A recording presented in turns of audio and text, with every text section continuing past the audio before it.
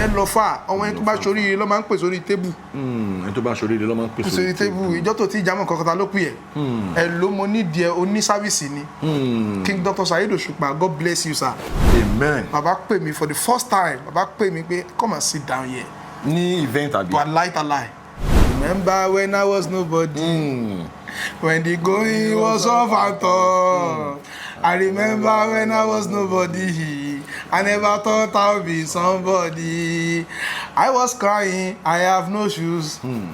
I was crying, I have no shoes. Not until I saw someone without legs. Not until I saw someone without legs. I was crying, I have no shoes. King Dr. Saheed Osupa, nǹkan tẹ́ ṣe nínú ayé pọ̀ gan o. Èmi mọ yìí o. Ẹni tó bá ní làákàyè gbọ́dọ̀ acknowledge bàbá yẹn o. Àṣírí ni o. Mo ti bá oríṣiríṣi àwọn èèyàn sọ̀rọ̀. Gbogbo ọ̀rọ̀ tó ń sọ nípa Dr. King Saheed Osupa ọmọ dáadáa ni. Àǹkọrin ti pẹ́ tẹ bá ń kíyèsí tọmọdé yọ ní inú ẹ fi ṣọgbọ́n bàbá mo wà ní JSS mo wà ní SS2 gbà yẹn. Ẹ fún Adélẹ̀. Àǹkọrin ti pẹ́ tẹ bá ń kíyèsí tọmọdé yọ ní inú ẹ fi ṣọgbọ́n ẹ mọ̀ pọ́mọdé ni mí gbà yẹn. Táwọn àgbààgbà ń fi sọ̀rọ̀ ìṣítí. Tọba wọn sọ̀rọ̀ jómi tòòrò ọ̀rọ̀ wọn nílò Pósùpà ń kọ pìtì orin àṣemọ̀ wà lẹ́wà ọmọ ènìyàn àkórè olópé múra sí ìka òpè jọ̀wọ́ ṣẹ́lógún ṣe múra sí kó má ṣọ̀lẹ tọba wọn sọ̀rọ̀ jómi tòòrò ọ̀rọ̀ wọn nílò Pósùpà ń kọ pìtì orin wọn ní kó má pè wá lálágbé mọ́ o ayé yìí ti yàtọ̀ sí táyé ọjọ́ yẹn iṣẹ́ là ń ṣe kì máa ń ṣeré iṣẹ́ ọpọlọ iṣẹ́ tiwa iṣẹ́ ọpọlọ iṣẹ́ tiwa iṣẹ́ là ń ṣe kì máa ń ṣeré fi bífù lẹ̀ ẹni tó kọjá ni he is a philosopher àfa ẹni tó bá dá nǹkan mọ̀ máa dá nǹkan mọ̀ ẹni tó bá dá nǹkan mọ̀ ó mọ ẹni tó dá nǹkan mọ̀ àlẹ́ àárífù yá àárífù lè àárífà Ronaldo máa ń dá Messi mọ̀ ó ti yé fi bífù lẹ̀ ó kọjá orin jìnnà brain yẹn ní agbára púpọ̀ jù I acknowledge it kò tọ́kì acknowledge ẹ o but ẹ mọ̀ lọ́mọdé tèmi mo gbà bàbá yẹn pọ̀ ó pọ̀. Shout out to Dr. King Saheed Osupa. You have always been an inspiration to everybody, especially people that are intelligent. Thank you so much, sir. We acknowledge you. God bless you, and God will continue to bless you for your support, for inspiring millions of intelligent people across the globe. Nǹkan tí mo ṣe tí I'm shy, kọ́lọ̀ ń jẹ́ àrí màmá pẹ́ tó fi post mi. Ìyá Àbèjì, shout out to Shai. Ìyá Àbèjì, God bless you so much. But on post mi 2021, mi ò tí kúrò school gbà náà. 2021. 2020/2021. First celebrity tó máa kọ́ post mi láyé, Ìyá Àbèjì ni. Wow. Ẹ jẹ́ kí n demystify yẹ. Inú Al-Qur'an Karim, bàtọ́ lọ́n fẹ́ dá wa. Àwọn màláíkà bismillahirrahmanirrahim. Wọ́n lọ́lọ́run àtẹ́jẹ́ àlùfíyá ó tún fẹ́ dá síbẹ̀ yẹn. Wọ́n yufsidu fiha àwọn tó máa ń ṣèbàjẹ́ lórílẹ̀. Wa yasfiku dimaa àwọn tó máa ń tẹ̀jẹ̀ ara wọn sílẹ̀. Ọ̀rọ̀ tó wà ń bẹ òjú ń pe ní àwọn èèyàn máa ń pààyàn nú ayé nǹkan tó sọ fún ẹni yẹn tó dẹ́ lómi ò gbọ́ Kùránì nìyí. Jẹ́ kí n ṣe kinní fún ìyàwó mi nítorí pé ìgbà tí ò tí ì di báyìí èmi náà ni mo sọ di bẹ́ẹ̀. Ẹlòmíì wà ó fine nígbà tó kọ́kọ́ fẹ́ ìwọ ló wọ́ arábìnrin yìí baby give it to me wo nǹkan tó padà dà. So you are welcome to another very exciting edition of Unscripted with Jeff Owolewa. I said exciting torí pé kí ni excitement púpọ̀ òun ni mo kó wá sórí ètò lénìí torí pé guest mi one of the most knowledgeable when it comes to reality of life àwọn ni mo gbé wá sórí ètò lénìí one of the biggest influencers lórí internet lórí social media àwọn ni mo gbé wá òdu ni wọn kì í ṣàìmọ̀ fólókò. Join me as I welcome Alfamida. Assalamu alaikum. Wa alaikum salam wa rahmatullahi wa barakatuh. Ó ní agbára mo fẹ́ kẹ́ kí àwọn ará ilé ní energy àti vibe tẹ́ máa ń lò nínú àwọn videos yìí tá máa ń rí yẹn. Àkọ́kọ́ orúkọ mi ni Ọ̀gbẹ́ni Abdul Mustapha Ọbáfẹ́mi MC Abdul tí gbogbo ayé ń pè ní Alfamida. Mo kí gbogbo ẹ̀yin ará ilé nílé lóko ní Nàìjíríà ni ní gbogbo bíkíbi tẹ́ bá ti ń wò mí Amẹ́ríkà ni mo kí yín pẹ̀lú kíkí tá bá fi máa kíra ńjọ́ gbéde àlìkìyámọ̀ ń pè ní assalamu alaikum wa rahmatullahi wa barakatuhu. Alfamida ẹ jọ̀ọ́ ibo lẹ ti máa ń rí inspiration gbogbo àwọn nǹkan tẹ máa ń ṣe àwọn ọ̀rọ̀ tẹ máa fi ń bọ̀ wá àwọn ọ̀rọ̀ ẹ̀sìn tẹ máa fi ń bọ̀ wá àwọn reality bó lẹ ti máa ń rí àwọn inspiration yẹn. Àkọ́kọ́ náà àṣírí ni gbogbo àwọn ọ̀rọ̀ yẹn. Ìdí tí mo fi pè láṣírí rèé ṣe rí gbogbo nǹkan ọwọ́ Ọlọ́run ló wà o kò dẹ̀ sí bó ṣe fẹ́ mọ nǹkan tó láyé àfi kò fi kíní yẹn lẹ̀ fọlọ́run o àṣírí làwọn kíní yẹn mi gan fúnra mi gan kò yé mi olóòtú àṣírí ni. Ok ẹ máa ń sọ àwọn kankan nínú àwọn fídíòs yín ẹ máa ń sọ pé ó ní kan tí mo rí tẹ sọ pé the fact pé bóyá ẹlòmíì lówó kò mí pé bóyá ẹni tí kò lówó yẹn ò sin Ọlọ́run ní fídíò yín kan tí mo rí tó go viral time yẹn ẹ tún please shed more light on that aspect ṣé kéèyàn sin Ọlọ́run ló máa fi ní owó nítorí ara àwọn èèyàn mi tó pé ẹlòmíì ò tiẹ̀ sin Ọlọ́run ó dẹ̀ máa rówó kí ni àwọn kan tó wà lẹ́yìn ọ̀rọ̀ yẹn. Olóòtú ọ̀rọ̀ mi á pọ̀ o. Àyè wà fún yín ẹ sọ̀rọ̀. Ẹ jẹ́ kí n demystify yẹ. Àkọ́kọ́ ṣe rí ẹni tí ò bá lówó lọ́wọ́ ló máa ń rọmi sí kẹ́tù ń dájí. Ẹni tí ò bá lówó lọ́wọ́ ló máa ń rọmi sí kẹ́tù ní dájí. Ẹni tí ò bá ti lówó lọ́wọ́ òun ló máa ń rọmi sí kẹ́tù ń dájí. Why? Okay. Kí n tó demystify yẹn màá tún sáré lọ. Ẹ lọ. Ṣe rí tí Mẹ́kà àbí àjìdé wọ́n á fẹ́ pin wọn kì í pin kan ẹni tó ń rọmi sí kẹ́tù. Kí ló fà? Ṣé rí gbogbo nǹkan tó bá ti da pátá láyé wọn kì í fi ń lọ olóṣì. Elaborate, preach. Ẹ jẹ́ n wá padà. Ṣé rí gbogbo nǹkan tí mò ń sọ yìí ẹ máa fi làákàyè máa di ọ̀rọ̀ yẹn o. Àkọ́kọ́ ṣé rí téèyàn ò bá ti lówó lọ́wọ́ kò sára tó ò lè dá òun ló bí kéèyàn máa rọmi sí kẹ́tù nítorí pé ẹ ní rí olówó kan kó máa rọmi sí kẹ́tù ń dájí wọ́n máa ń rọmi sí kẹ́tù fólówó ni. Wọ́n máa ń rọmi sí kẹ́tù fólówó ni. Nítorí pé òde tí ìlówó ló ṣe ń kára àdúgbò. Olóòtú ò gbọ́ nǹkan tí mò ń sọ. Mò ń gbọ́ yín. Nítorí pé òlówó lọ́wọ́ ló ṣe ń kára àdúgbò tó dẹ́n tó bá ti lówó wọn kì í kí wọn. Ẹni tó bá lówó lọ́wọ́ kì í kíyàn. Ẹni tó bá ti lówó lọ́wọ́ kì í kíyàn ẹni tí ò bá lówó lọ́wọ́ ló máa ń kíyàn. Àbí kéèyàn lówó. Àfi kó lówó lọ́wọ́. Torí gbogbo mọ̀kímọ̀ tó bá ti ní nínú ayé tó o bá ti ní owó o máa padà di nuisance gbẹ̀yìn ni. Deep.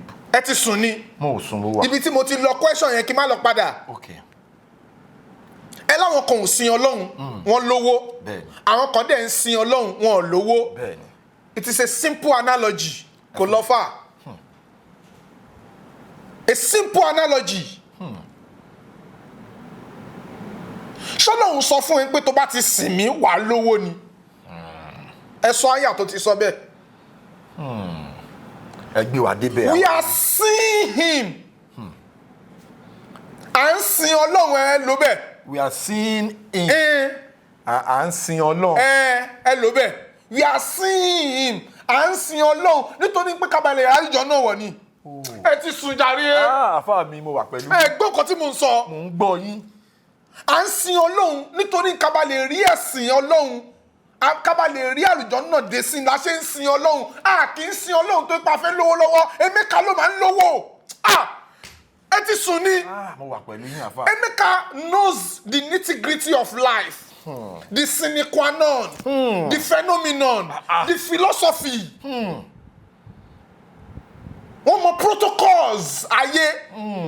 Wọ́n dẹ̀ rìn lórí protocol ayé yẹn. Òun ló fi ń lówó lọ́wọ́. Olùkọ́ kírun ṣé ìrun lọ. Kò sí criteria ìrun nídìí owó níní. Nítorí pé gbogbo àwọn tí wọ́n máa ń kírun ju wọn ń lówó. Ẹ lọ ṣe research yín náà. And let me tell you something about like à ń dàrú ni nǹkan tó fàtà fi ń rí bẹ́ẹ̀ nìyẹn ṣọ́lọ́run ní kò máa sùn sí mọ́ọ̀sì ni ṣé ń gbọ́ nǹkan tí mò ń sọ ṣá. Mo wà pẹ̀lú yín. Afa the protocols of life àwọn people yẹn wọ́n understand díẹ̀ jù wá lọ. Bíi ti báwo. ẹ̀sìn ọ̀tọ̀ ìjẹ́ owó náà ọ̀tọ̀ ni ẹ ń dá kíní papọ̀ and mark you ẹ̀sìn tá à ń sọ̀rọ̀ ń pa èyí ó sọ fún wa pé ká má máa jókòó sí mọ́ọ̀sì náà. Really? bẹ́ẹ̀ ni. Kí ló sọ fún wa? ó ní fọ́ọ̀sì àwọn ilẹ̀ àdìkiri ilẹ̀ wàzárù lè báyà ó ní tẹ́ bá ti gbọ́ pé ẹ fẹ́ kírun ẹ lọ kírun tẹ́ bá ti ṣetán ẹ lọ wá nǹkan tẹ́ máa jẹ ẹ lọ wá nǹkan tẹ́ máa jẹ. ẹ jẹ́ kí pọ́ìntì yẹn jẹ́ kí n break yín bẹ̀ yẹn torí pé lẹ́nujọ́ mẹ́ta yìí kankan ṣẹlẹ̀ lórí íńtánẹ́ẹ̀tì tí máa tán ń pè ní Reno Omokri tó máa politician yẹn ó sọ kankan pé ó yẹ kí federal government kan ti máa declare Friday as holiday fún àwa Muslim kó jẹ́ pé ọjọ́ tí a ní ṣiṣẹ́ bí ọjọ́ Sunday fún àwọn Christian èèyàn kan wá dá lóhùn pé even nínú alikurian pé bẹ́ẹ̀ kọ́ ló ṣe rí wípé Ọlọ́run sọ pé tẹ́ bá ti bẹ́ẹ̀ ṣe sọ̀rọ̀ yẹn sìn ló jẹ́ Olúwa gbé mi débẹ̀ ẹ bá wa analyze party yẹn dáadáa bó ṣe rí gangan nínú Quran. ẹ jẹ́ kí n já yín sáwọn àṣírí kan ṣé rí Ọlọ́run ó understand di ayé torí òun ló dáyé and mark you kò ń ṣẹ̀sìn nìkan la wá ṣe níbí. kò kí ń ṣẹ̀sìn nìkan la wá ṣe. bẹ́ẹ̀ ni tó bá ń pẹ́ sìn nìkan la wá ṣe níbí ni 2:00 tá bá ti kírun tán tó bá tún di 3 á tún kí 4 normal a máa ń kí tó bá tún di 5 á tún kí tó bá tún di 6 á tún kí tó bá tún di 9 á tún kí tó bá tún di 10 á tún kí irọ́ 5 days 5 kí ni 5 times in a day ẹ fi kírun so nǹkan míì wà tẹ́ gbọ́dọ̀ tún máa ṣe tó yàtọ̀ sí irun kíkí. These things are the philosophy of life tó já sí pé ní ọmọ ènìyàn gbọ́dọ̀ understand díẹ̀ èèyàn ń kírun omi pé kó lówó lọ́wọ́ ibo ló ti rọ́pọlọ ìlú yìí náà kò jọmọ́ra wọn ó máa yà yín lẹ́nu pé Emeka ń lówó Emeka ń tajà owó ló ń ṣe. owó lẹ́mẹ̀ká ṣe ó understand. òun ti mọ̀ ṣẹ́rí ibi tá ti fuck up lélẹ̀ Allahu Akbar tọ́lọ́hùn nìyẹn. Okay. Kí o gbénu dúró. Allahu Akbar òun ló fún nìyẹn. Ẹ tẹ̀síwájú. Kí wá dọ́dọ̀ yín mọ̀mọ́ yín bọ̀ ní Allahu Akbar ní kí ló ṣe kí ló wá kan lọ́hùn pẹ̀lú yẹn. Nǹkan tó bá ṣe kó fóun òun ni kó fóun. Ó ti fọ́lọ́hùn ní tiẹ̀ àfà lọ bójú tó wò. Ẹ ló ṣe business. Nǹkan problem ta ní rè à ń gbé Ọlọ́run mọ́ra. Bí báwo. Asásọ́ndà ẹ̀sìn yẹn. Àwa fẹ́ ṣe nǹkan kan mọ́. We are lazy. Asásọ́ndà kò fẹ́ ṣe anything mọ́. Ó wá believe pé Ọlọ́run máa cover fóun irọ́ dẹ̀ ló pa. Bàbá ṣe rí Ọlọ́run inú protocol ayé téèyàn bá fẹ́ lọ ṣe exam tó bá ń bẹ Ọlọ́run tí ò bá kàwé kò lè pass. Tí ò bá kàwé kò lè pass kó bẹ Ọlọ́run. Ó ń wá iná Ọlọ́run ni. Ọ̀rọ̀ yẹn dàbí kéèyàn fẹ́ wọnú plane ká gbèrò wá jẹ́ pilot ní délé láyọ̀. These are the things tẹ́ ń dàrú mọ́ Ọlọ́run lọ́wọ́ ẹ̀ ń dàrú mọ́ ara yín lọ́wọ́ ni. Ẹ jẹ́ ń gbé yín débẹ̀. Ṣé ní téèyàn bá lọ charge phone nílé bọ̀ Chelsea baka ó wá fi fóònù ẹ̀ sẹ́yìn ó wá ní inna atayna kalkauthara fasalli li tó bá ń pò lè rí ṣe sí Ọlọ́run gbà ẹ̀ wọ́n mọ̀ pé òun wáìnì ra ẹ̀ nítorí pé Ọlọ́run kì í ṣọ́ fóònù lé bọ̀ olóòtú ẹ̀ gbọ́ nǹkan tí mò ń sọ ni. mo wà pẹ̀lú yín èèyàn tó lọ chájì fóònù lé bọ̀ ó wá fi sẹ́yìn ó wá fi iná àtẹná wá ní Ọlọ́run ọmọ mi Messi kò tí ì bímọ kankan o ọmọ mi Lami Yama kò ì bímọ o ó wá ń wo àfáà mi dàmúdẹ̀ láìka àwọn olè ẹ̀ṣẹ́ láwọn olè ibi tí mo fi gba tiwọn sí pé ní àwọn ò kì í mú gbogbo nǹkan so fóònù nìkan lọ yọ ó ń wo chájà lọ́ọ̀kan ìjọ ìwọ́n tó wà nà bá kà lọ́n ṣọ́ wa ń bẹ̀ bó ṣe ń wo nǹkan fóònù yìí wà ń bẹ̀ bó ṣe ń wí nǹkan bá ìgbà tó máa débẹ̀ àfà kò bá fóònù ẹ bẹ̀ mọ́. Ọlọ́run wá jẹ́ kó máa yé wa ń pe ní àfà ó ṣe nǹkan tó tọ́ iwájú ilé máa ti ń chájì fóònù kódà èèyàn máa tún di fóònù ẹ̀ mú ni torí Ọlọ́run ti fún ẹ láwọn nǹkan kan kò ní bá ẹ ṣọ́ Ọlọ́run máa ń báyàn ra ẹyin ni kò kí ń báyàn ṣọ́ ẹyin. Ó máa ń báyàn ra ẹyin ni kò kí ń bá deep. Ọlọ́run ó máa ń báyàn ra ẹyin ni kò kí ń báyàn ṣọ́ ẹyin ẹrẹ ẹyin kẹgbẹ́ síta wọ́n dẹ̀ ń gbá bọ̀ níta ẹrẹ ẹyin kẹgbẹ́ lọ síta àwọn ọmọ yẹn wá ń gbá bọ̀. Àfọ̀ gbogbo ẹ̀ dànù ni. Ó ti bá ẹra ẹyin ìwọ ló máa protect ẹyin ẹ̀ fún wa àfà ibi tí mo ti lọ ìjọsìn àtowó níní kò jọ mọ́ra wọn o tó bá fẹ́ jọ́sìn o fẹ́ jọ́sìn pé torí kó bá lè rí bí dé sí tó bá kúrò nínú ayé ni tó bá fẹ́ lówó lọ́wọ́ lọ ṣòwò. àfà ní ayé ta wà yìí a lot of things ti ṣẹlẹ̀ àti wá rà wọn kan ọmọ náà fà làwọn a máa ń gbọ́ dáadáa ẹlòmíràn ni ó ní àwọn kéwù kan táwọn máa ké nínú Al-Qur'an tó jẹ́ pé táwọn bá mísì ìrun sọ́láàt àwọn máa fi kíní kéwù yẹn àwọn máa fi cover up sọ́láàt táwọn mísì yẹn ṣé lóòótọ́ ló rí bẹ́ẹ̀ nínú Qur'an ni àbí kí ló ṣẹlẹ̀ gangan ẹ̀yàn ọ̀nà ẹ̀ fún wa. olóòtú sà ó ń waste time ara ẹ̀ ni. ní ti báwo. ṣe rí ìlú yìí ó máa ń tọ́ pẹ̀lú intelligence àwọn èèyàn kò dẹ̀ sí nǹkan tó fà á ta fi máa ń tọ́ pẹ̀lú intelligence ara wa nítorí òṣì ni. torí òṣì ni. ṣe rí nǹkan tó bá ti ń pè lóṣì tó bá ti lè wọnú brain èèyàn kò sí nǹkan tí ò lè fi yàn rọ òṣì ló wọnú ọpọlọ rú ẹni bẹ́ẹ̀. òṣì ló wọnú ọpọlọ rú ẹni bẹ́ẹ̀ tó fi ń rò bẹ́ẹ̀. òṣì ni. ọlọ́run ọba ní ṣẹ́rí ọlọ́run ibi tí mo láìkì ọlọ́run sí rè tọ́lọ́run bá ní kinní yìí ó ti tọ́ kẹ́ṣe kí gbogbo ayé má ṣe ìyẹn òun mí pé kọ́lọ́run wá ní kò tọ́ mọ́ o ẹ jẹ́ kí n demystify yẹ ṣẹ́rí ọlọ́run ọba òun lọ́ba tó yá sí pé tó bá ti sọ nǹkan báyìí gbáà ó ti sọ nìyẹn kò ń wò kí ń wojú èèyàn nítorí pé ẹ ṣe o nítorí pé ẹ ṣe o ọ̀rọ̀ ẹ dàbí kó haramize nǹkan haram. kó haramize. kó sọ nǹkan pé kíní yẹn wọ̀ ní kí gbogbo ayé wa máa ṣe kọ́ lọ́wọ́ ni àgbà tí gbogbo ayé ti ń ṣe yẹn òun wá ti sọ di irọ́ kò ń ṣọlọ́run. so ìsọkúsọ ọ̀rọ̀ ni ọlọ́run ọba tó dáyé ó ní kó kírun so kò sí nǹkan tó bá ń kó máa kà ó ń tanra ẹni lọ kírun fọlọ́run. àwọn ọ̀dà kan wà tó kọjá tẹ́kítọ́ náà bàbá ti sọ báyìí gbàm kò sí nǹkan tó fẹ́ ṣe sí nítorí pé kò nídìí làákàyè ẹ Alfamida ẹ jẹ́ ń wọnú ọ̀rọ̀ ṣẹlọ́lọ́hún ọba tí ò fi vóòtì wọlé ni so kò sópinion ẹ kan tó lè ṣẹ mọ́ lára ṣe ìwọ tó dá tí wọn ò mọ̀ pé wọ́n dá ẹ. ìwọ tó dá tí wọn mọ̀ pé wọ́n dá ẹ. ṣèbí tó ń pò dàgbà ló ṣe ní làákàyè ṣe ní tó ń gbà tó dàgbà tó ní làákàyè ló tún fi mọ̀ ń pò wọ́n gangan nìwọ àìmọye tó wá sí ayé tí yóò mọ̀ ń pò ń gangan lòun. ẹ tàn náà sí dáadáa ẹ tàn mọ́lẹ̀ sí. opinion tiẹ̀ ò lè ṣe wájú Ọlọ́run ìwọ kọ́ ló dá òun ló dá ẹ̀ so ó wá sọ fún ẹ ó wá instruct ẹ pé kò ṣe nǹkan ó wá ń believe pé o lọ́pọlọ ọpọlọ wèrè wo ló ní àfà mi ó máa ń ní èèyàn ò lè sọ kọjá nǹkan tó wà lára ẹ̀. èèyàn lè sọ kọjá nǹkan tó wà lára ẹ̀. ṣé ní gbogbo nǹkan tí mo ń sọ in content ni I have a lot of content in my reservoir. My God. o lè sọ kọjá nǹkan tó gbé mi o lè sọ kọjá ìmọ̀ tó ń bẹ́nu ẹ̀.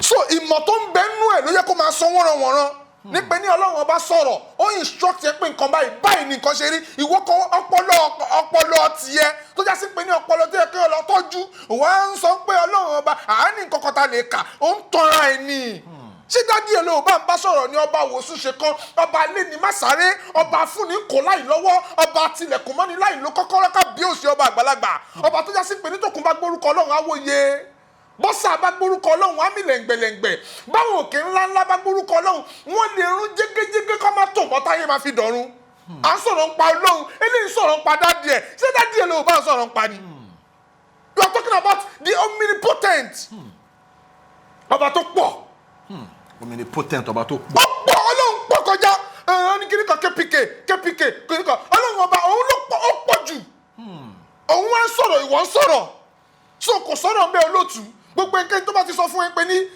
a ní nǹkan kan tá a lè kà tá a máa fi ṣe kíní kan ẹ jẹ́ ká lọ tọ́jú ọpọlọ rú ẹni bẹ́ẹ̀ mo ti demystify ọ̀rọ̀ méjì bẹ́ẹ̀ni àtúnṣe ń lọ. bẹ́ẹ̀ni ẹ tẹ̀síwájú. àfà ó ní àwọn nǹkan kan tẹ́ ti sọ nínú àwọn fídíòs yìí kan tó jẹ́ pé your eloquence when it comes to spoken English your intelligence you are very articulate when it comes to expressing yourself.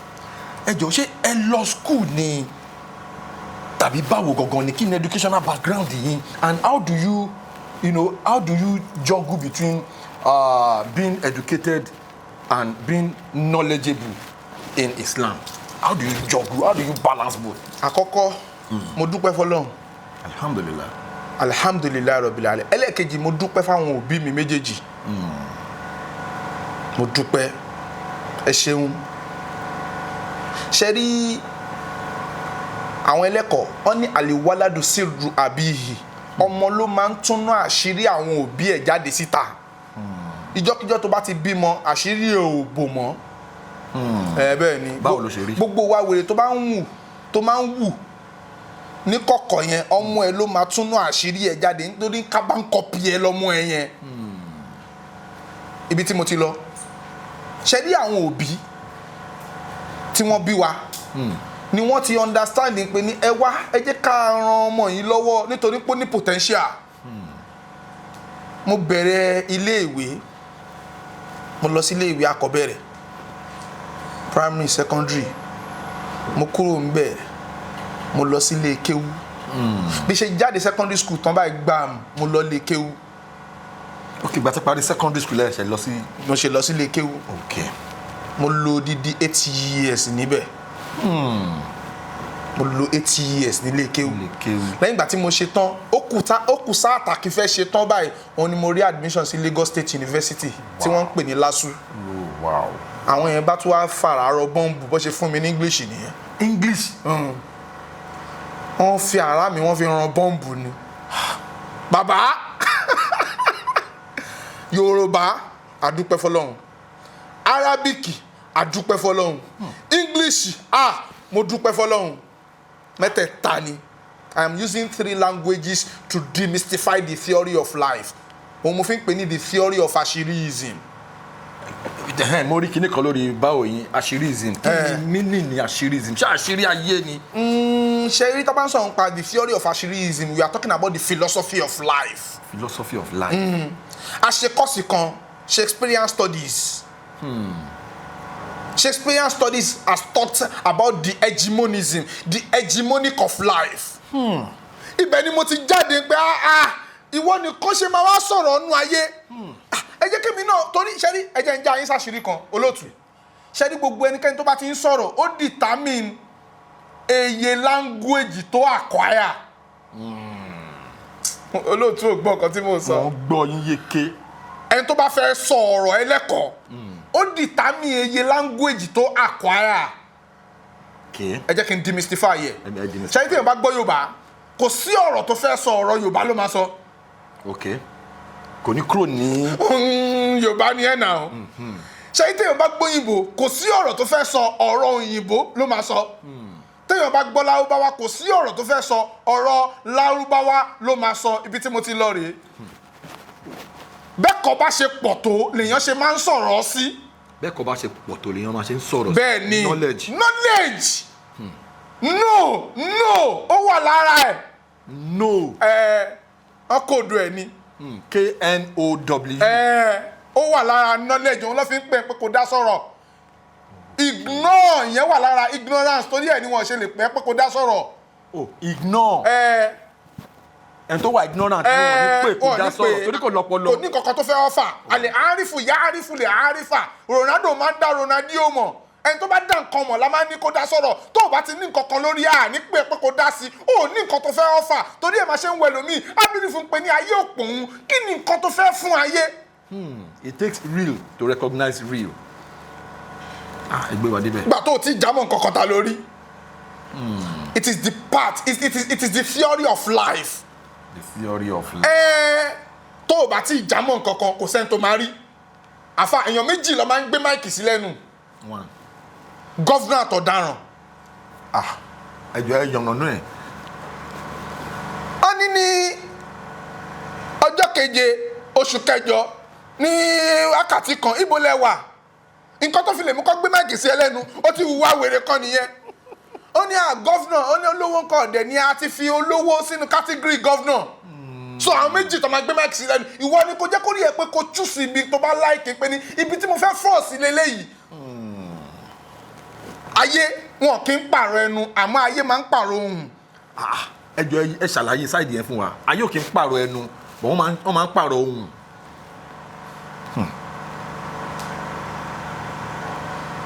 wọ́n ní kò lè jẹ́ gọ́fúnà o bó ṣe gbé 500 million wá nìyẹn wọ́n ló ti jẹ́ gọ́fúnà. ẹnu tán fi ké adégún lọ fi ké adé ògún. ṣe bóyá kọ́ lọ gé ẹnu yẹn kó tó sọ ẹlẹ́ẹ̀kejì yẹn irọ́ o ẹnu àkọ́kọ́ yẹn náà kò dẹ̀ sí nǹkan tó fà á mọ́ọ̀lù ló dá nǹkan lẹ̀. kí ni mọ́ọ̀lù? owó ló ń pè bẹ́ẹ̀ owó ló dá wàhálà lẹ̀ gbà tó ti gbówó dé bó ṣe change ọ̀rọ̀ náà nìyẹn òun làwọn Yorùbá fi ní ayé wọn kì í pààrọ̀ ẹnu àmọ́ ayé máa ń pààrọ̀ ohun. You must be meticulous with human being. Human being ló ṣiyèrè jù nínú àwọn ẹ̀dá tọ́lọ́run bá dá. Human being, you are joking with human being. tó yẹ mo sọ fún yàn mo sọ fún wọn jọ kìíní àná mo ní ṣíṣe dáadáa ism gbogbo ẹni ibi láyé tó bá ti adopt kéèyàn máa ṣe dáadáa àti yín ti bá yín. bí ti bá wò. ẹni ibi ni òun dẹ̀ ló ń ṣe dáadáa sí ẹ yìí.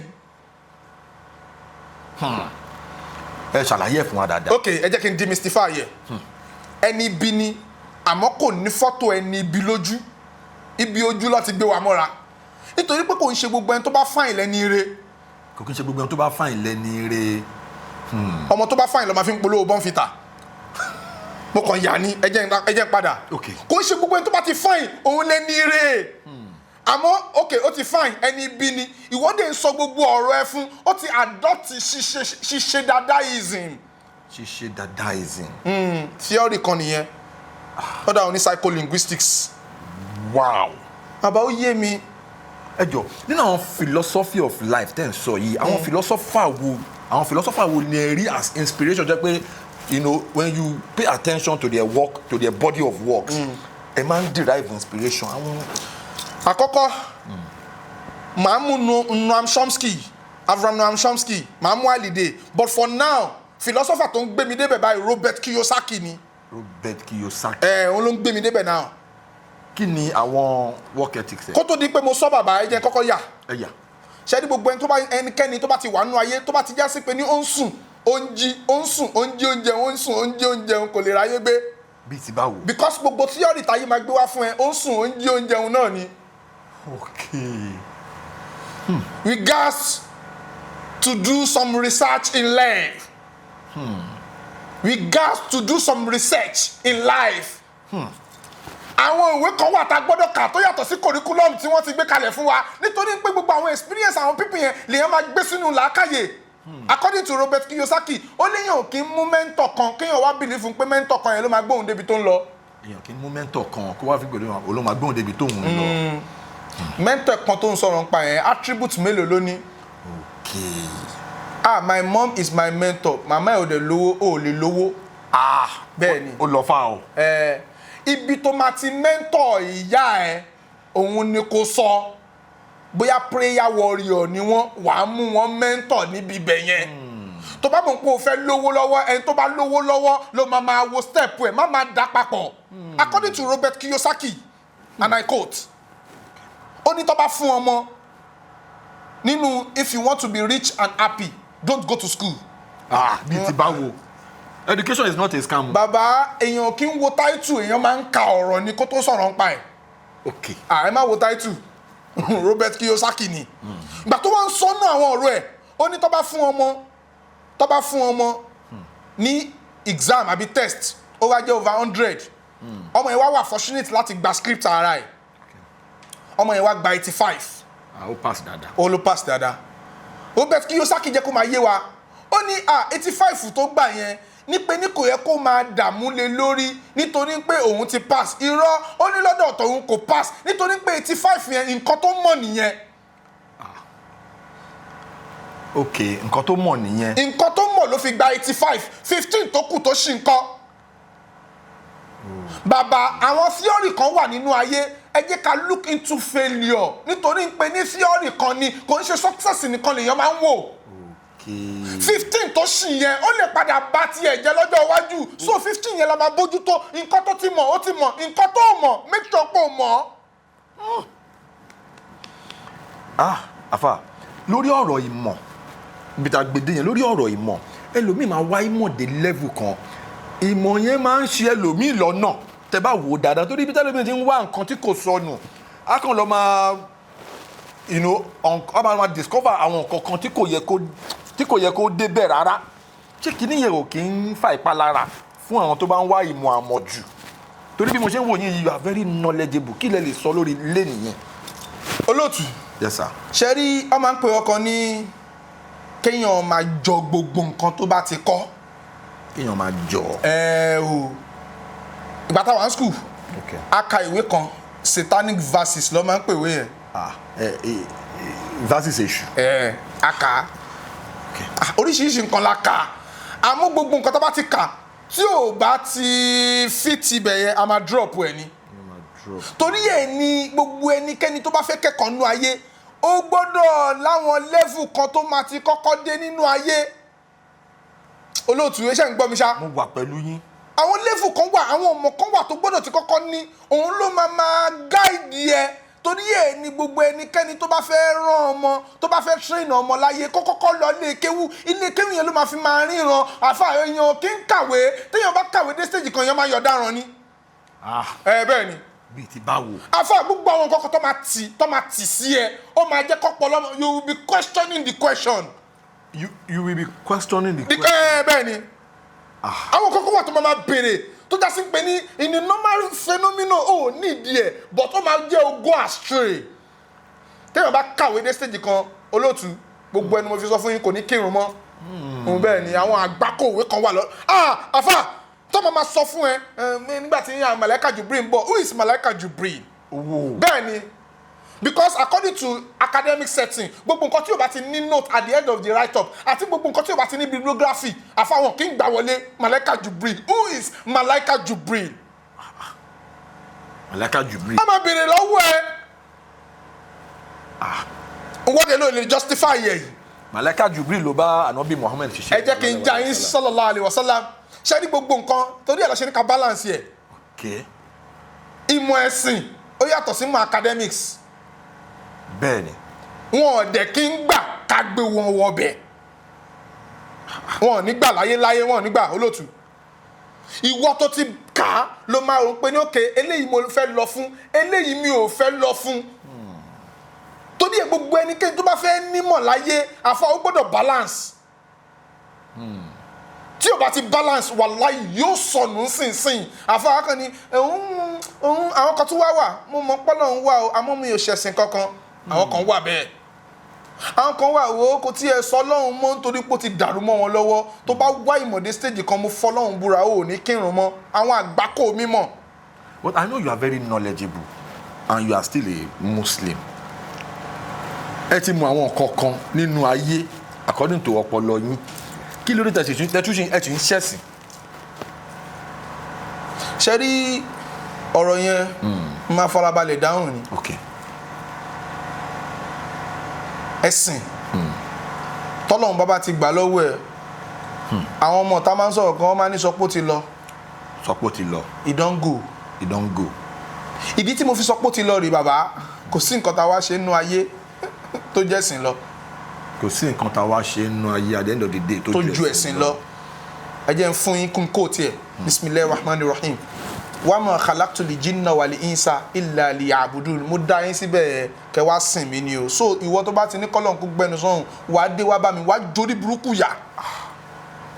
ṣẹ́rí mo kàwé wọn ò ní béèrè àwọn question yẹn lọ́wọ́ wa o ẹ̀sìn là kọ́kọ́ a dá ẹ nítorí ẹ̀sìn ni so gbogbo ìmọ̀ tó bá nǹkan máa kọ́ má ẹ̀ kí wọ́n gba Ọlọ́run lọ́wọ́ ẹ bàbá wọ́n béèrè lọ́wọ́ philosopher kan jọ kan wọ́n ní tàdánwò bá dé àwọn àdánwò tọ́lọ́run dídí falùbáríkà sí tó bá dé wọ́n ní ṣó gbà ń pé agbára kan lè yọ òun kúrò nínú kinní yẹn ó lóun ò gbà wá ṣẹ̀sìn nínú ayé ìyẹn ò mí pé kó má ṣe dáadáa nítorí pé dáadáa inú ẹ̀sìn ló wà. dáadáa inú ẹ̀sìn ló wà ìwà. èèyàn gbọ́dọ̀ níwà o anabiwa Muhammad sallallahu alaihi wasallam Ọlọ́run dídí ìròyìn ọ ní innaka la'ala khuluqin azim.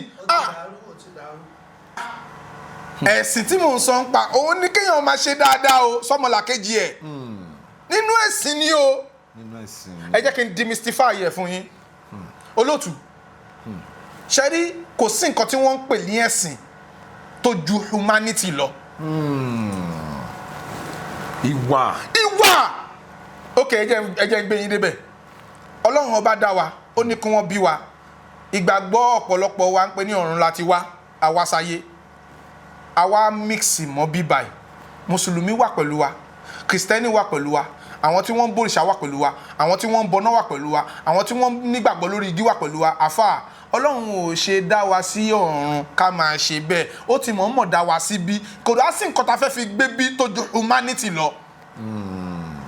So ìjọ́kíjọ́ ìwọ tó ń ṣe kéta tó gbà tẹ nìkan tó bá ń pọ́ lọ́run ọba gan ló bá gbé gan ó súnmọ́ kó máa ṣe kéta ọlọ́run ìwọ tó bọ́mọ ènìyàn ṣe tó ń ṣépè fọ́mọ ènìyàn torí ẹ̀ kò sínú ẹ̀sìn ká máa gbéra wa ṣépè ọlọ́run ọba ò sọ bẹ́ẹ̀ kò sínú ẹ̀sìn ká máa ṣe kéta ara wa ọlọ́run ọba ò sọ bẹ́ẹ̀ kò sínú ẹ̀sìn ká máa ṣátá ara wa nǹkan tí mò ń sọ fún yín pé ní gbogbo ẹnikẹ́ni tó bá ti ń pè ní ẹlẹ́sìn lélẹ́yìí o gbogbo nǹkan ló gbọ́dọ̀ ṣe tó gbọ́dọ̀ fi mánéjì ọmọ ènìyàn torí pé kí ni ìyá tó bí tàtàṣé kọ́ ló bí rodo. ìyá tó bí rodo kọ́ ló bá lùbọ́sà ìyá tó bá lùbọ́sà kọ́ ló bí tòmátò gbogbo wọn parapọ̀ ni wọ́n di nǹkan tí wọ́n ń jẹ àfà èèyàn máa ń mánéjì ṣayé ni tó o bá ti lè mánéjì gbogbo àwa táwa ń bí bóyá kò gbọ̀rún lọ. You manage people both Muslim and Christian manage gbogbo àdáadáa tá à ń ṣe yìí àwọn ìlú tí wọ́n ti go far jù wá lọ wọ́n understand di ayé àfà jẹ́ tí wàá gbé ẹ débẹ̀ tó ń pariwo kiri àdúgbò ẹ̀sìn tá à ń sọ̀rọ̀ ń pa yìí ta ló dá gbogbo ẹ̀ ibi tó yẹ ká ti jẹ́ kó rí wá pé nìyẹn tó bá yẹ kó fẹ́ ṣe ni gbogbo ọ̀ṣẹ́ sí ńlá nǹkan náà irọ́ ò lè sí ńlá nǹkan náà tó yẹ máa ń sọ fáwọn èèyàn pé ẹ má máa ra opinion àwọn èèyàn láre ṣe rí tẹ bá mú toothpaste dání tẹ bá mú ọ̀bẹ dání ọmọ tálákà ti mọ nǹkan tó fẹ́ fi ṣe ó ti yé mi ok tí paste yẹn bá ti tán èèyàn lè géńdì kí èèyàn ti brush ìbọnú bẹ yẹn. ọmọ olówó gidi ó kàn máa kàn pé ní kò mọ connection between ọ̀bẹ àti toothpaste because kò rí irú àrà yẹn rí. ẹ wá afa olóòtú ọ̀rọ̀ yẹn deep o. ibi tí mo ti lọ lórí ọ̀rọ̀ yẹn mo fẹ́ fi ọ̀rọ̀ kan wí ọ̀rọ̀ ni ṣẹ́rí tábà ti wà ní school tábà ní kọ́ ọmọ kó sọ̀rọ̀ ń pa poverty ọmọ olówó ò lè sọ̀rọ̀ ń pa ẹ̀ torí kò ní experience kò ní experience ẹ̀ àwọn ọmọ tálákà máa kọ̀wé kún bọ́lọ́run ọba ṣe ṣe sẹ́tìn ayé nìyẹn ibi tó bá ti bára ẹ ló ti bára ẹ. àwọn ọ̀rọ̀ tẹ́ ń sọ yẹn ń bà mí. àbá ó bè mí náà ó jọ ń bà wá papọ̀ ni ibi tí mo ti lọ lórí ọ̀rọ̀ yẹn understand oníkálukú kó dẹ̀ manage oníkálukú ọlọ́run nídìí tó fi dá wa pọ̀ nítorí pé ilé ayé yìí fíìmù ni ìjọ tó bá ti ká ẹkú ń bẹ̀ wọ́n ti parí sísìn ẹ̀ tiẹ̀ nìyẹn. ojú bẹ́ẹ̀ yẹn lọ. kí ni àwọn ẹ̀kọ́ máa ń believe pé àkúdà ayà wà àwọn Yorùbá máa ń pè ní àkúdà gẹ́gẹ́ bí ọmọ Yorùbá àwọn kan máa ń sọ pé Islam ò believe nínú àkúdà ẹjọ ẹ bá wa yànnàná áńgù yẹn. ọ̀rọ̀ yẹn ò lọ fà. Islam ò believe nínú àkúdà ayà ó ti sọ Yorùbá ló wà so kò sọ̀rọ̀ ńbẹ̀. okay that means tí àkúdà ayà bá wà ní reality life why tí Islam ò recognize àkúdà. ẹ jẹ́ kí n já yín sáwọn àṣírí kan ṣe rí tọ́lọ́run bá ti sọ̀rọ̀ gbàm opinion tiẹ̀ kò nídìí ẹ̀ ó ti sọ ó ti lọ nìyẹn ṣe ẹ̀yin lẹ́mọ́ bí tẹ́tí rí òun ti sọ fún ẹ pé kò sí so tó bá ní ká bẹ̀rẹ̀ sí demystify yẹ àwọn àgbàlagbà wọn á jẹ́ kó yé ẹ pé ní àǹjọ̀nú ló lọ gbé àwọ̀ ẹ̀wọ̀ àwọn jinn ló lọ gbé àwọ̀ ẹ̀wọ̀ so ọlọ́run ṣe ní alukurian ó máa dàbí pé ẹ̀yin ti blunt jù tó bá ti sọ ọ̀rọ̀ báyìí gbàm ó ní nǹkan kan nídìí ọpọlọ tiẹ̀ ń bẹ̀ máa ti kun fọpọlọ tiẹ̀ lẹ̀ sọpọlọ ẹ lọ́lọ́run fi ń sọ̀rọ̀ ni torí ọ̀rọ̀ òfin bẹ́ẹ̀ sí ń bẹ̀ kò ń ṣe fíìdì mi dàbí alára. àwọn àǹjọ̀nú ló máa ń gbé àwọ̀ tí wọ́n máa ń sọ pé. according to Islam. Allahu Akbar. ṣe rí problem ta ni pé ní we don't quote that is the problem. ìgbà tí màá sọ̀rọ̀ sí ṣé mo ní according to my baba mo ní according to Islam. ṣe rí Islam is not an ideological religion kò ń ṣẹ̀sìn bàbá ẹ̀. kò kí n ṣẹ̀sìn ọpọlọ. kò ṣẹ̀sìn pé mo I think I thought irọ́ tó bá ti gbé wáyà gbàm kò sí nǹkan tó fẹ́ ṣe sí nǹkan tí wọ́n bá rò lórí ẹ̀ problem ti tiẹ̀ nìyẹn. mi ò sọ pé kò sí àmọ́ according to Islam ó ní kò sí. so àwọn nǹkan míì wà demystification kéèyàn kàn farabalẹ̀ demystify yẹ àwọn tó bá máa gbọ́yé ẹlòmíì ò dẹ̀ ní gbọ́yé nítorí pé orílẹ̀ tóbi kó má sí nǹkan kan bẹ́ẹ̀. orílẹ̀ tóbi kó má sí nǹkan kan bẹ́ẹ̀. globe dẹ̀ lè jó kó má fọ́. globe lè jó kó má fọ́. wow. globe yẹn máa jó báyìí kò dẹ̀ ní fọ́ so èèyàn lè lójú kó má fi ríran. ooo wà kàn tán lẹ̀. torí olóòtú àwọn ẹlẹ́kọ̀ọ́ wọn kì í báyàn jiyàn ìdí tí wọ́n ṣe kí ń báyàn jiyàn ní pé níṣẹ́ rí ojú wa nǹkan ta fi ń wó ọ̀tọ̀ọ̀tọ̀ ẹ jẹ́ kí n fún yín lápèjúwe gbàtà 400 level gbàtí mo ń kọ project yẹn wọ chapter 3 mo bá lọ mú fún prof mi ò ní dárúkọ prof yẹn prof yẹn dẹ̀ wo chapter yẹn láti chapter 1 dé chapter 3 ó dẹ̀ wo fún 15 minutes nǹkan tí mo kọ fún 3 months. ó wò láàrin 3 minutes. 3 minutes ó dẹ̀ wo báyìí and this is nonsense. nǹkan tẹ̀yìn kọ fún 3 months. Mọ̀dí tó fi rí bẹ́ẹ̀. kí ni. ṣe rí ojú táwọn professor fi ń wo nǹkan ó yàtọ̀ sójú tí undergraduate fi ń wo nǹkan.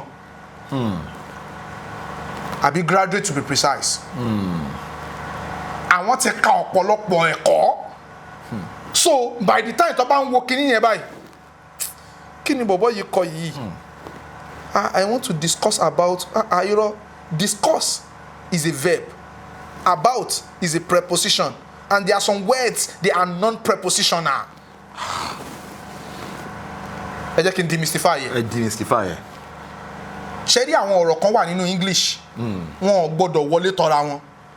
bíi ti báwo. èèwọ̀ ni ìwọ kọ́ ló ní èdè a máa ń pè ọkàn ní native speakers àwọn tí wọ́n ní èdè ni wọ́n ń pè bẹ́ẹ̀ àwọn British to be precise àwọn ni wọ́n jókòó ń pè kíní ìbáṣe máa pè kíní rè kò sí nǹkan tó fẹ́ ṣe sí torí wọn ò nídìí ọpọlọ tiẹ̀ ń bẹ̀ ọ wá sọ fún wa wá ní discourse ọ ní verb ni o about wọ́n ní preposition ni àwọn ọ̀rọ̀ kan dẹ̀ wà they are non-prepositional àwọn ọ̀rọ̀ kan wà tí ò gbọ́dọ̀ wọlé tọ́ra wọn kò ń ṣe gbogbo verb ni ò kí ń wọlé tọ́ preposition o.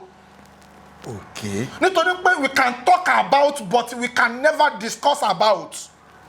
nínú gbogbo kíní yẹn lèmi kọ sínú project mo wá ní kọ́ grant yẹn. okay ó ti yé mi. so wọn ṣe kà fún wa ojú wọn ti jìn ju tiwa lọ ni. If my professor is talking, you'll be thinking as if you were there when God created language. Wow. Kí ló ń sọ̀rọ̀ nípa yìí? Professor mi ló sọ fún mi, only language is full of dynamism. An existing lexical item may experience semantic expansion or semantic shift or a total change of meaning as a result of the dynamism of language. À ń sọ̀rọ̀ nípa ìmọ̀, ìwọ ń dá sí, inú ìlú dáwọ́rọ̀ wọ̀rọ̀ kalẹ̀ náà. We are talking about knowledge, ìwọ ń dá sí, ìwọ, kí ni ìwọ nínú ọpọlọ? Ẹ mọ̀ pé inú máa ń bí wọn ni. Inú máa bí wọn pé ìwọ yìí ń sọ̀rọ̀ èmi ń sọ̀rọ̀ ìwọ ń sọ̀rọ̀ ẹ mọ iye years tí wọ́n fi kọ́ ìmọ̀ ni. wọ́n fi kọ́ ìmọ̀. bàbá mi wọ́n mọ nǹkan tí wọ́n ń sọ olódo ni wá ìgbà tó sa gbogbo nǹkan yẹn jáde fún mi èmi gbọ́ mọ̀ pé olódo ni mí. lẹ́yìn 3 months. ó yá wọ́n dẹ̀ ló ń parí pò mọ̀ nǹkan yìí àfà wàhálà tí wọ́n ṣe ní 3 months ni wọ́n wò wàhálà táwọn àgbákò tí wọ́n ti ṣe torí professor wọ́n kí wọn wọ́n dẹ̀ kí wọn. all stages of learning pátá ni Yorùbá ní orúkọ fún jẹ́ ìrọ́nà lọ ni Yorùbá ń pè ní diploma níṣẹ́ ni wọ́n rán mi wá ní Yorùbá ń pè ní undergraduate alárànjúràn ni Yorùbá ń pè ní masters ẹnu mi tọrọ ni Yorùbá ń pè ní PhD holder ọwọ́ ayé òní ká mi ni Yorùbá ń pè ní associate professor apá mi ká di ni Yorùbá ń pè ní professor apá mi ká di is talking you ìwọ tí wọ́n rán wá school wọ́n sọ̀rọ̀ when Apamikagi is talking professor irọ́ ni wọ́n kò du ẹni kò fẹ́ sọ ni ẹni tó ti kàwé kọjá professor he doesn't take knowledge like he doesn't take it lightly ó ti mú kọjá fún àwèrè ó mọ nǹkan tó ń sọ. professor. Whenever he is talking he knows the nitty-gritty the ins and outs of what he is saying kò ń ṣe in and out. ins and outs. They are sophisticated being, sagacious fellow. Àfáà mi. Wọ́n jẹ́ ìwọ̀n àìmì ni. Wọ́n mọ òyìnbó bí wèrè. Wọ́n gbọ́yé ó yé wọn yékéyéké. Kò kí ń sọ̀rọ̀ ayé là ń sọ̀rọ̀ ń pa fáyé lẹ̀. We are talking about knowledge. Ó máa sọ ẹ́ sínú òkùnkùn mímọ́. Wọ́n máa sọ ẹ́ sínú òkùnkùn mímọ́. Wọn ò ní rí ẹ mọ́. Alfamida, ṣe rí life. Ẹja. Òun ni wá. Bí ti báwo. Ẹja tó bá wà nù kànga ó máa bìlífù ń pe níbẹ̀ ló mímọ́. Àwọn pípù yẹn ti wo odò wọ́n ti wé odò jà wọ́n sọ̀rọ̀ nípa knowledge ara mi balẹ̀. I'm talking about knowledge. Knowledge. Bàbá ó jù bẹ́ẹ̀ yẹn lọ. Ó jù bẹ́ẹ̀ nǹkan tẹ́ ń wò bẹ́ẹ̀ yẹn ìlú ìlú sọ̀dà onímọ̀ ní rádaràdà. Torí tó bá ti lówó lọ́wọ́ ìyá máa jẹ́. Ìmọ̀. Wọ́n pọ̀ ìmọ̀lé ìmọ̀ yàwèrè gan. Torí wọ́n sọ́fà lórí ẹ̀ òun ló máa fi ń bí wọn nú tẹ́yìn tí ò bá nímọ̀ bá ń gbà yìí. Àwọn inú máa bí wọn. They understand the phenomenon of life. Ẹni yóò dẹ̀ nímọ̀ nítorí pé lówó lọ́wọ́ ló ṣe wá ń jẹ lọ. Alfamida à ń sọ̀rọ̀ pa náà nínú lèjì máa já wèrè gan. Torí ẹ̀ bó ṣe máa ń wò tó dẹ̀ máa ń gbé gíláàsì síbi imú báyìí. Wọ́n máa gbé gíláàsì yẹn síbi imú báyìí. Wọ́n máa wò báyìí. Tó bá ń present wọ́n máa wò ẹ́ báyìí. Kí ni ń wí? Nǹkan tó ń sọ yẹn ìyẹn kọ́ ni wọ́n ń sọ. Nǹkan ọ̀tọ̀ ni wọ́n ń sọ. Nǹkan ọ̀tọ̀ dẹ̀ làwọn dẹ̀ rí. Opinion láyé, perspective láyé. Perspective láyé. Má ra perspective àwọn èèyàn láre. Má ra perspective àwọn èèyàn láre. Àwọn èèyàn ju èèyàn lọ́nú ayé. Aríran jura wa lọ. Knowledge. Afa, you don't joke with knowledge. Nǹkan ìmọ̀ máa ṣe kinní gan. Ara mi balẹ̀. Abdul, àwọn nǹkan kan tó wà tó ṣe ṣeré. Àwọn nǹkan kan wà tó ṣe ṣeré. Èmi ò dẹ̀ rí bí kà nítorí pé ó fẹ́ correct ayé mi ni. Ìkan náà professor wa kan. Ọlọ́run bá mi ṣe dáadáa fún. Ó pè mí níjọ́ kan ó ní Abdul má bínú kò ń ṣe ń pa àníkà àmọ́ problem ta ní pé ní ó súnmọ́ kó jẹ́ pé ó máa padà di lecturer so tó bá yá tá bá tiẹ̀ jáde ṣé wọ́n ló máa kọ́ àwọn ọmọ mi nítorí pa ayé sákù ni. It goes around. Bẹ́ẹ̀ni òun ló ń kọ́ mi lọ́jọ́ tòní bàbá ó lè jẹ́ pé mi máa padà di lecturer lọ́jọ́ ọ̀la tó bá dín pé ó rọ́ mi débẹ̀ ni ṣé mi náà ò ní kọ́ mọ́ ẹ̀ ní rọmi. Call it romiism. Romiism. Òun ló ti ní foresight ń pa àlàyé yìí ẹ jẹ́ ká train ẹ̀ dáadáa ṣebí torí pé mo dalẹ̀ ṣe wá. Ọlọ́run ọba train mi ó ṣàánú mi àwọn òbí rán mi lọ school òun ló fà tẹ́ fi wá ọmọ tó bá fàìn ló bá fi ń polówó bọ́ǹfìtà. Ọmọ tó bá fàìn ló máa fi ń polówó bọ́ǹfìtà. Bàbá ìgbà tí mi ò tí ì jẹ́ nǹkan kò sẹ́ni tó wà wọn ò ní wá irọ́ ni scope ni gbogbo kinní yẹn. Ẹnìkan jọ́ kìíní àná ẹnìkan fẹ́ yà ó wá dúró sílé ẹ̀ fún 6 days wọ́n ní àwọn nífẹ̀ẹ́ yín gan irọ́ ni ìgbà tí ò ti jà mọ́ kankan ta ló yà. Kò sí. Ẹ báyìí ká máa gbéra mọ́ra ká sọ fact. So ọmọ tó bá da àfà òun mo fi sọ́njọ́ kìíní àná mo ní eyín tẹ̀ ń wò yẹn eyín tó bá fine òun ló bá fi ń polówó toothpaste yẹn kọ́ ló fọ yín yẹn mọ́. Ó ti yé mi. So tó bá ti da ọ máa claim ẹ ibi tí mo ti lọ màmá yìí wá jẹ́ kó máa yé mi pé ní Abdul kò ń ṣẹjọ́ wa kò ń ṣe pa níkà afẹ́ tírénì torí pé ó súnmọ́ kẹ́yìn padà kọ́ ọmọ wa àdẹ̀fẹ́ kẹ́kọ́ àwọn ọmọ wa ní wèrè òun ló fà tá a fi ń tírénì yín dáadáa àfà bẹ́ẹ̀ kọ́ bá ṣe jìn tó lèèyàn ṣe máa ń ríran sí nǹkan tó bá ti mọ̀ problem rèé o the big problem we are facing in this country nǹkan tó bá ti mọ̀ dákẹ́ don't talk about it. Bàbá mi ò kí ń sọ nǹkan tí mi ò mọ̀. Nǹkan tẹ́ bá ti sọ ẹ mọ̀ ń pa ẹ̀. Mo mọ̀ ni o.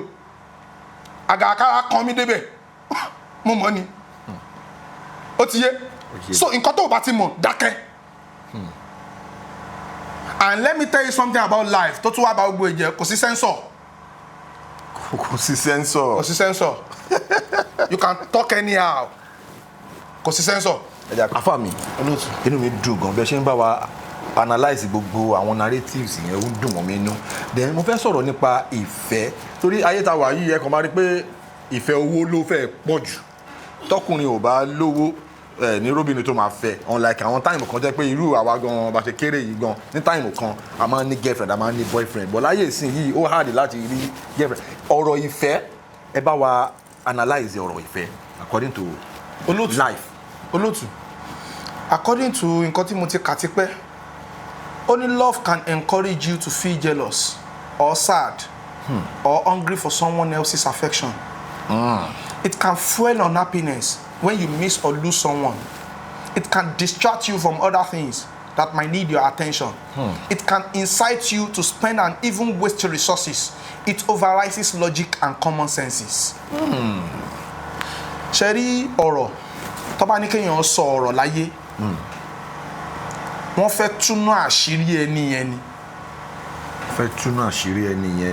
Bẹ́ẹ̀ ni ṣe rí gbogbo ẹnikẹ́ni tó bá fi ń dákẹ́ láyé Ọlọ́run fẹ́ bu àṣírí wọn ni nítorí pé tó bá dákẹ́ a kì í mọ nǹkan tó wà nú ọpọlọ wọn. Sayyidina Ali karramallahu wajhahu ó ní dalilu akli limori qawlu ó ní kéèyàn fẹ́ mọ̀ pé yàn lọ́pọlọ ó dìgbà tẹ́niyẹn bá sọ̀rọ̀. Ó dìgbà tẹ́niyẹn bá kọ́kọ́ sọ̀rọ̀ nù. Torí ẹ̀ mo ṣe like àwọn ọba arìndìn ló máa ń dájọ́ fast. Yára gbọ́rọ̀ lọ́ra fèsì. Gbọ́ scope ni Lukosi kí lórí sí Ìyálóde kí lórí sí scope ni gbogbo kìíní yẹn ó fẹ́ justify ọpọlọ ẹnì kọ̀ọ̀kan wàá gbọ́ àṣẹ mi rèé o kò ṣe kọ́kọ́ bẹ̀rẹ̀ àṣẹ yẹn scope ni gbogbo kìíní yẹn ó ti yé love ibẹ̀ láti lọ bẹ́ẹ̀ kí ni nǹkan tí wọ́n ń pè ní ìfẹ́ tàìlẹ̀ ni àkọ́kọ́ tó kọ́kọ́ nífẹ̀ẹ́ ṣe ní topic tó bá ti fún ẹ ara ẹ gbọ́dọ̀ balẹ̀ lórí torí gbogbo àwọn viewers wa wọ́n ní làákàyè jù wá lọ bẹ́ẹ̀ ni tó bá fẹ́ mọ̀ pọ́n ní làákàyè lọ sí comment section wàá gbọ́ àwọn àgbákú ọ̀rọ̀ tí wọ́n gan ò ronú débẹ̀ ẹ̀yin viewers mo kí yín o ìbá yín o ẹni tó bá ti ń gbọ́ yàn òun understand pé ibi kíní yìí ló dẹ̀ kù sí tani yóò sọ sí o òun ni ẹni tó bá já sí ń pè ní ó máa ń wo bọ́ọ̀ ló máa fi ń mọ bọ́ọ̀ gbajẹ tó ń gbá bọ́ọ̀ lọ. ó ní báwo ni Ronaldo ṣe wá gbá pẹ́nátì yẹn lọ tróyìn ṣé ó máa ń mú Ronaldo kó gbá pẹ́nátì lọ tróyìn kò ń bí tí mo ti lọ wọ́n máa ń pe ọ̀bọ kan ní Alexander Graham Bell. Òun ló invent telephone ó wá ní girlfriend kan wọ́n máa ń pe girlfriend yẹn ní Margaret Hello. Tó bá ti wá pe girlfriend yẹn wá ní hello how are you how was your day hope you are fine. Nǹkan tó fà tá fi ń sọ hello nìyẹn orúkọ girlfriend yẹn ló ń jẹ́ bẹ́ẹ̀ ìfẹ́ ló kó bá. Bí báwo. Hello kẹ́límọ́tù hello lọ ṣe research yẹn kò kí ń ṣe ọ̀rọ̀ òyìnbó orúkọ girlfriend di Alexander Graham Bell ni nítorí pé wàá ń pè ń gbogbo ìgbà tó máa ní hello òun ló fàtà fi ń pè hello tàkà tó fi ń kíyàn orúkọ girlfriend ẹ̀ ni kò kí ń ṣe it is not for greeting. Mi ì gbọ́ orí mo ẹ̀ṣẹ̀ ń gbọ́ first time. ìmọ̀ ni bàbá ṣe rí gbogbo ẹni tó bá ní ìmọ̀ kó lọ fọkàn balẹ̀ nǹkan ẹ̀kọ́ ló kàn máa bẹ̀rẹ̀ lọ́hùn lé lórí. ṣẹ́ni téèyàn bá nímọ̀ tí jẹ̀mú ẹ̀ bá straight ó máa pẹ́. Tí jẹ̀mú ẹ̀ bá straight. ṣé kí n demystify ẹ lóòótọ́. Demystify ẹ. tó bá ní ìmọ̀ tó bá ní nǹkan tó fẹ́ jẹ ìmọ̀ yẹn máa rá. Bí ti bá wò. ṣẹ́ni gbogbo ẹnikẹ́ni tó bá fẹ́ sọ ọ̀rọ̀ fáyé ó gbọ́dọ̀ ní nǹkan kan tó máa ń pè ní sustainability. Bẹ́ẹ̀ni. It is my passion ó níbi tí passion máa ń dé. Olóòtú ẹ̀ gbọ́ nǹkan tí mo sọ. Ẹ ń gbé mi débẹ̀. Ó níbi tí passion ó máa ń rẹ passion because kò sí nǹkan tá a nídìí ìrìn àjò wisdomic yẹn àti knowledge yẹn tó ju owó lọ. Òun ni mo fi sọ fún yín kìíní àná pé ní àáfàá tó mọ kéwú ọmọ ẹ̀ ò ní jẹ tírà. Àáfàá tó mọ kéwú ọmọ ò ní jẹ tírà. Kò lọ́fà. Kò lọ́fà bàbá. Ẹ̀yin ni bàbá mi ẹ̀yin làfà mi. Okay. Ẹ̀yin dẹ̀ ń dádì mi. Mo á ní dádì mi ebi ń pa mí ẹ wá ní kí lọ jẹ tírà. Ní kí lọ jẹ tírà. Láàrin èmi àti ṣé tírà jẹ ṣó wà yìí tébù. Òun làwọn Yorùbá fi ní àáfàá tó mọ kéwú ọmọ ẹ̀ ò ní jẹ tírà. We need money to sustain our knowledge. Gbogbo ẹnikẹ́ni tó bá ti ní ìmọ̀ ó nídìí owó láti fi lè sustain ní knowledge yẹn because tó o bá ti lówó ó máa padà di nuisance gbẹ̀yìn ni nǹkan tó ń sọ tí ò wọ́ọ̀kì fún ẹ ó dẹ̀ wọ́n pa àwọn tó ń gbọ́ ẹ ṣé wọ́n gọ̀. Ká ní pé ó ń wọ́ọ̀kì ni ó yẹ kí wọ́n ní fúnra ẹ̀. náà ní na nǹkan tó ń sọ ìsọkúsọ ló ń sọ so gbogbo eré tẹ́ tó bá ti nímọ̀ gbọ́dọ̀ sá nìyẹn ó dẹ̀ gbọ́dọ̀ sá tó yẹ máa ń sọ fáwọn èèyàn pé ní gbogbo àwọn tí wọ́n gùdù àwọn ló máa ń sábà láàánú ayé ẹ jẹ́ gbé yín débẹ̀ ṣé tí wọ́n bá mọ̀ wíjú tó bá ń ṣiṣẹ́ council ìdí fáìlì ló máa wà ṣé láwọn ọ̀rọ̀ mi kò sí nǹkan tó fẹ́ ṣe sí bó ṣe rí ni mo ṣe sọ yẹn torí ìlú ta ẹnìkan báyìí lè ṣe sọ̀rọ̀ báyìí ìlú ta wà ni mò ń sọ̀rọ̀ ń pa location ló fìyà jẹ wá ọ̀rọ̀ tí mo sọ yẹn bẹ́ẹ̀ mi ṣe rò ń porí nìyẹn kò wá ń ṣe gbogbo theory yẹn ló máa ń rí bẹ́ẹ̀ nítorí pé theory máa ń ju theory lọ theory dẹ̀ máa ń gbé theory mi. theory máa ń gbé theory mi. ṣèyí vibes kọrìkọ ó ní everyday for the hustle àlùjọ̀njọ̀n kí n jọ one day for the hustle la àlùjọ̀njọ̀n kí n jọ ọ̀rẹ́ mi nítẹ̀lọ́rùn àlùjọ̀njọ̀n kí n jọ cause this life no get formula àlùjọ̀njọ̀n kí n jọ iye ọ̀kan mo fẹ́ lò ní ọ̀rọ̀ yẹn cause this life no get formula kò sí theory inú ayé àfa theory máa ń gbé theory mi ibi tí wọ́n gbà tó kọjá lẹ́nìkan gbà sọ́dá. Oh my God. báyé ṣe rí nìyẹn ẹ jẹ́ n padà sí love. bẹ́ẹ̀ni. ìfẹ́ ìfẹ́ á máa kó bá ni ìfẹ́ á máa bà tẹni jẹ́ kò wá sí nǹkan kan tó ń lọ ń gbòòrò sìn àfà anything tó bá ti lọ mọ́ ìfẹ́ ó gbọ́dọ̀ lówó nú. anything tó bá ti lọ mọ́ ìfẹ́ ó gbọ́dọ̀ lówó nú kò lọ fà tíwọ náà ò bá lówó sínú ẹ̀ máa ń dùn.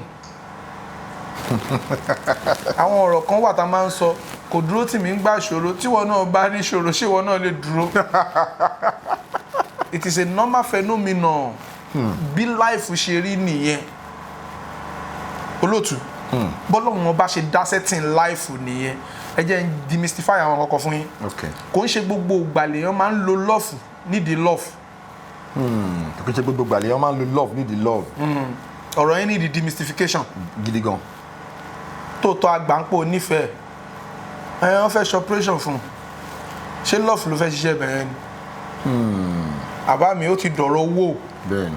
so gbogbo nǹkan pátápátá tá a bá sọ látòkèdè lẹ̀ àfà a lè ní kówó kó gbẹnu sọ́hùn so owó àti lọ́ọ̀fù jọ ń rìn lásìkò yìí ni ayé àtijọ́ lọ́ọ̀fù nìkan ló dá wa ayé ìsìn lọ́ọ̀fù àtowó ló jọ dé. so gbogbo ẹni tí ò bá ti lówó lọ́wọ́ láyé ìsìn yìí àfà ó súnmọ́ kí lọ́ọ̀fù yẹn má débi tó ń lọ ó wà láyé àwọn bàbá wa àwọn yẹn ló ti jẹ lọ ẹ jẹ́ n demystify àwọn nǹkan kan fún yín ṣé àwọn nǹkan kan wà tó ṣẹlẹ̀ láyé àwọn bàbá wa tí ò gbọ́dọ̀ ṣẹlẹ̀ ń sìn.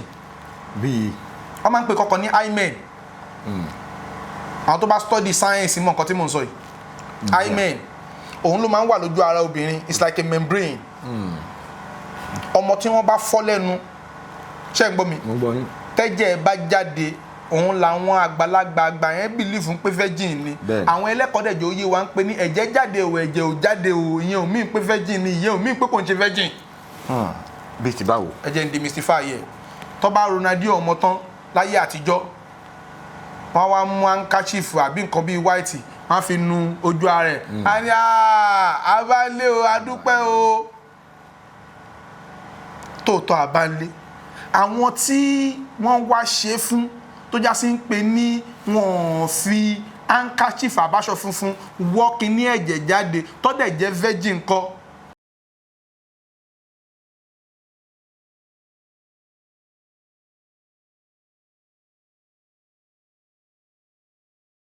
Please subscribe to my YouTube channel and press the notification button.